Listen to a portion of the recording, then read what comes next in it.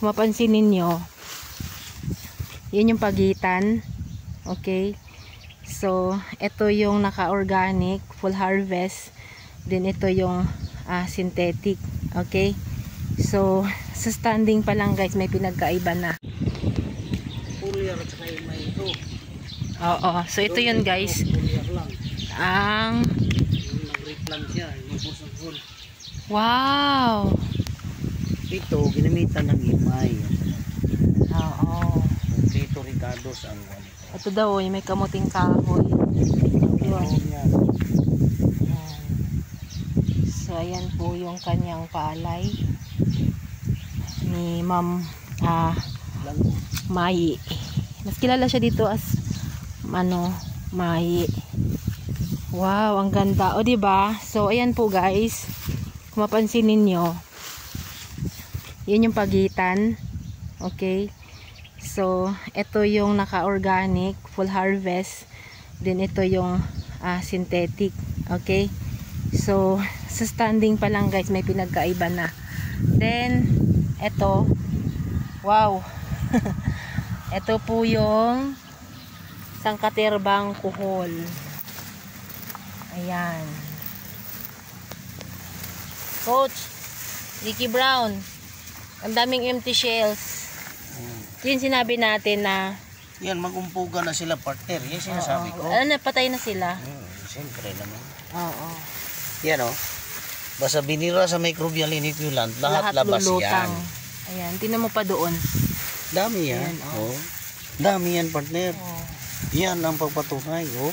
So, wala kang masabi kung susunod lang sa sistema. Yes. Pero pag alam mo ibig sabihin dapat kasi talaga palutangin, hindi yung parang inuutakan ka ng inuutakan ng kuhol. Kasi minsan kasi partner ang farmer pag sinasabi mong ganun ang technology, dahil sa experience nila, parang makipaglaban pa sila sa sarili nila mismo na wala namang mangyari.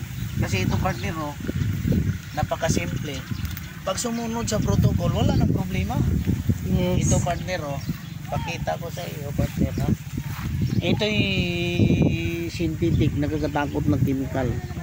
Wala kang makitang kuhol partner pero magkaiba yung lupa nila Yes. Sa kanila kulay yellow. Dito Pero dito dito kay brownish na organic. Yes. Ayan. Kaya yan partner okay. So i-focus mo papunta pa roon dito. So ayan po yung yung barangay ng Antiquin. Antiquin. Ayan.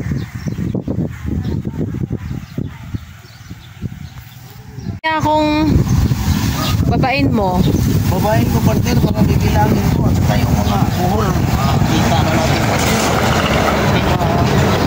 okay guys, lulusob naman si Ricky Brown. Shout out doon sa mga manonood. Okay. Dito tayo guys. Wow! First time pa to guys. Transition to. Linagyan natin ng microbial inoculant. Napakaganda yung lupa partner. Okay. So, medyo humarap ka ng konti dito partner para yan partner wow! So,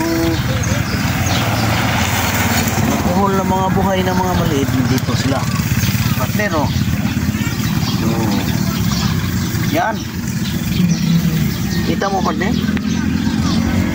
napakaganda yung takbo sa suwi dahil partner ang pagkain nila dito sa lupa ay talagang sigurado na kumpleto.